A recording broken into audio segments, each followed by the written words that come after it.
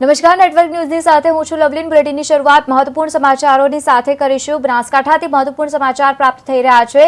બનાસકાંઠાના ભાભર તાલુકાના રૂની ગામે શિક્ષિકાએ બાળકને ઢોર માર્યો હોવાની આ ઘટના પ્રકાશમાં આવી છે. ઢોર મારતા બાળકને સારવાર માટે હોસ્પિટલ ખસેડવામાં આવ્યું છે. ત્યારે વાલીએ ભાભર પોલીસ સ્ટેશનમાં શિક્ષિકા વિરુદ્ધ અરજી પણ કરી છે. બાળકને ઢોર મારતા શિક્ષકો વિરુદ્ધ ક્યારે પગલાં લેવાશે તેને લઈને પણ અનેક સવાલો ઉભા થઈ રહ્યા છે. સમગ્ર બનાવ અંગે વાત કરવામાં આવે તો બનાસકાંઠા જિલ્લાના ભાભર તાલુકાના રૂની ગામે પ્રાથમિક શાળામાં ધોરણ 3માં અભ્યાસ કરતા બાળકને શિક્ષકો દ્વારા ઢોર મારવામાં આવતા બાળકને સારવાર માટે હોસ્પિટલ ખસેડવામાં આવ્યું હતું. શાળામાં આચાર્ય અને તેમજ શિક્ષિકા દ્વારા મારવામાં આવ્યો હતો. બાળકના વાલીએ ભાભર પોલીસ સ્ટેશન શાળાના આચાર્ય તથા શિક્ષિકા વિરુદ્ધ અરજી પણ કરી છે.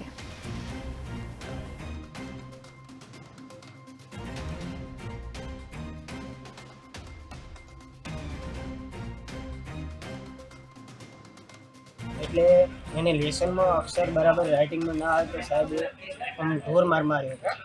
પછી એને માર્યો એટલે રાતે પેશાબ કરતો બહુ દુખતું હતું. પહેલાં એથી કરવા જોઈએ એટલે ખૂનના 2 ટીપા પડ્યા. આખું કાનનું બરાબરનો આખો ભરાઈ ગયું છે. મોરમ હજી બધું લોહી પણ ભરેલું છે.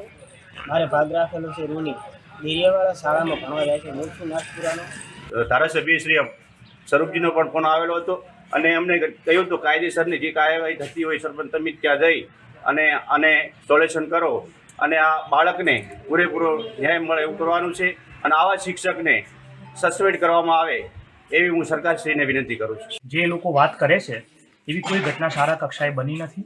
અમારી શાળામાં કોઈ જ્ઞાતિ, કોઈ ધર્મના કોઈ પ્રકારના ભેદભાવ નથી. તમે મારા બાળકો સાથે ચર્ચા કરી શકો છો.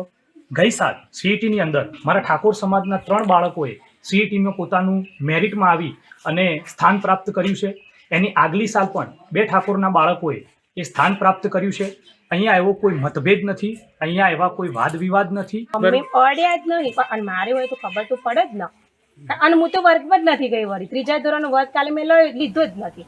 પછી બાળકોને પૂછો, કાલે હું બહાર જ છું, હાજરી પત્રક બનાવતી, બાળકોને મેં અંગ્રેજી ચલાવ્યું 4થા 5મા વાળાનો. એ ભણાવવાનું જ કામ કર્યું. અને સાહેબે ગણિત પ્રોજેક્ટર પર ભણાવતા.